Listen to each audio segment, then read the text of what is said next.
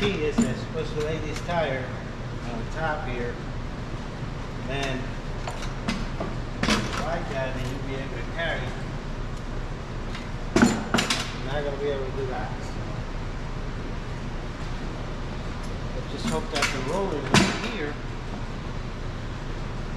kind of need to hit this area in order for them to work.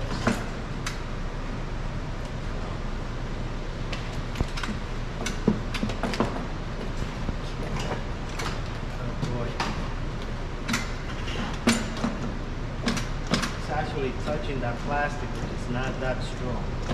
I see it moving. Remember to bend the knees. God.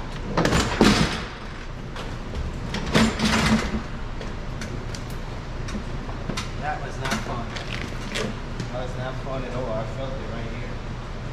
It's just no room. Too high. Wow. Filling up the jetter right now, so let's hope the van will settle a lot better, but still, man.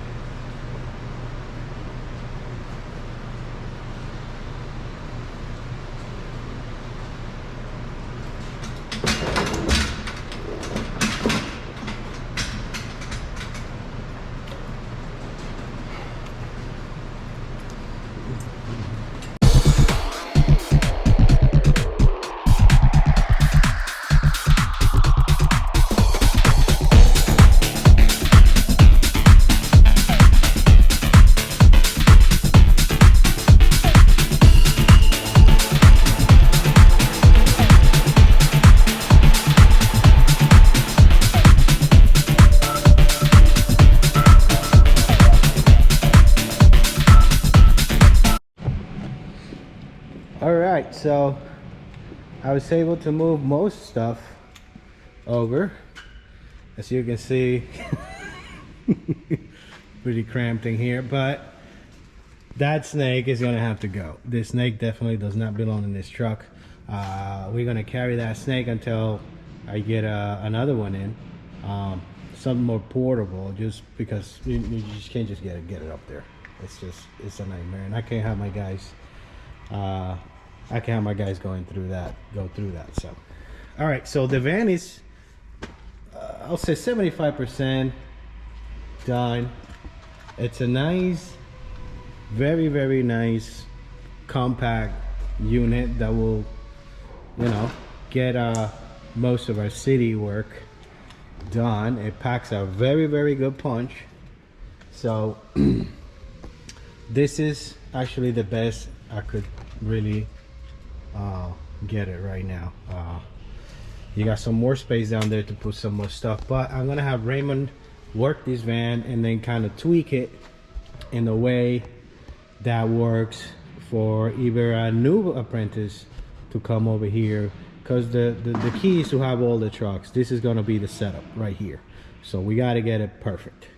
But in order to get it perfect, we got to go and take it to the field and see how it performs. Is the only way to do this. If you've been in business for a while, plumber or anything like that, you know that's true. So I was able to put a lot of stuff under here. Like there's a wrench right there, you got a pry bar right here, manhole opener, you have that trap.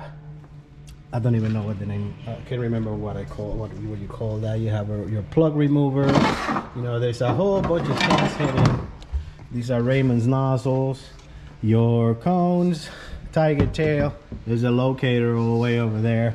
That Raymond will probably move that somewhere else. Here's our Warhawk with the whip. You know, the one thing about this, do not put anything that's wood or plastic in this area. Everything here is going to be metal. I don't like these wire hanging out here. We're going to have to do something about that. Maybe protect it with a piece of a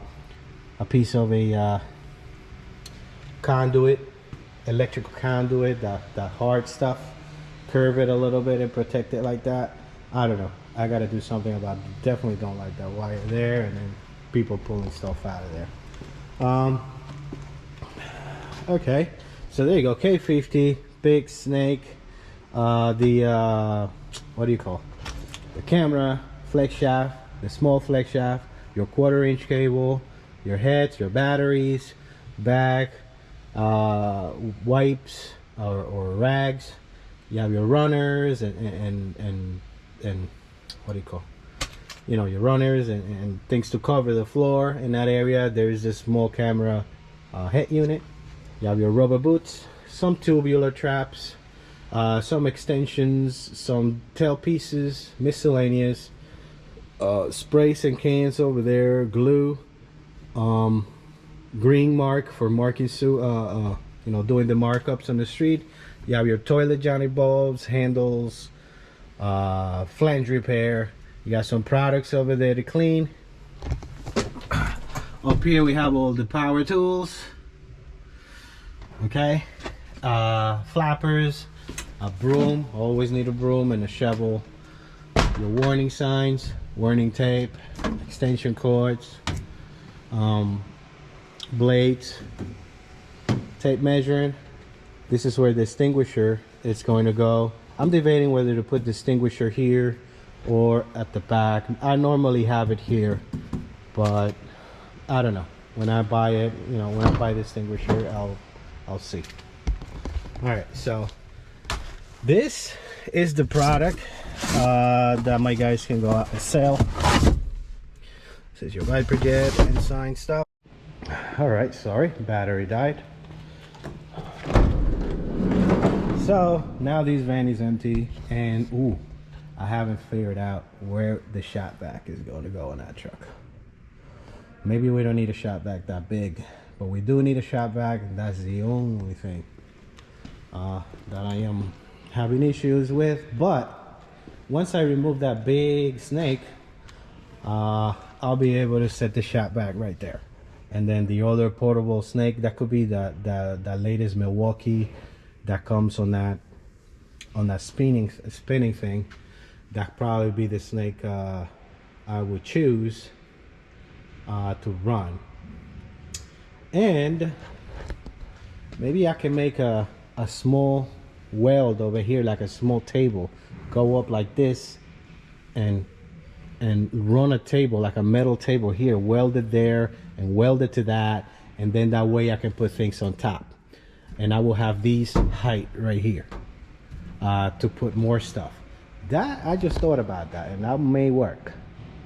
I got my welding machine here that I got from Harbor Freight. It's a good machine. I even put a 220 volt. My friend came over here and installed it for me. 220 volt. I'm not the best welder. Actually, I don't know. I'm pretty bad at welding. I weld okay, but it's not as pretty as most people. But I'm sure I can do this job, no problem. And all right, so right now the van is loaded, and whoa, and he did come down too much. Actually, I'm actually impressed. Let me close it here. Let's take a look at the clearance. So you can see the jetter is to the top. You probably cannot see that. It's dark in there.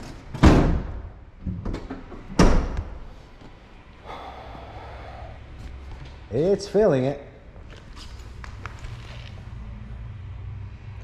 You still got a lot of clearance. It's not too bad. Not too bad at all. It's got all the tools inside and 160 gallons of water with a jetting machine. You cannot go wrong working in the city with this little guy right here. I think he's gonna do great. I'll keep you posted if there's things that I may change. Again, this is a trying, you know, something different, smaller, more efficient, better. And the key here is the plan here is have, you know, 7-10 of these little trucks driving around jetting lines, you know, by just the key here is to have one man per truck. Okay, one man to be able to do most stuff instead of having two guys.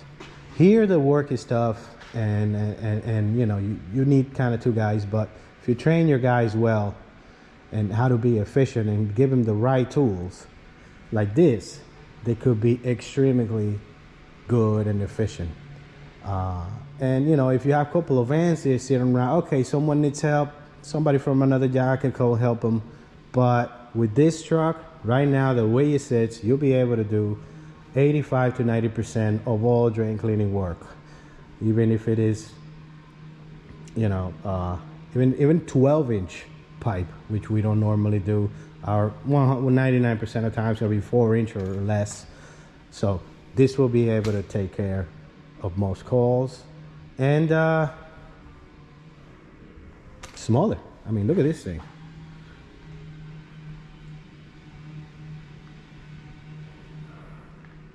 I have a good feeling about this, and thank you for watching.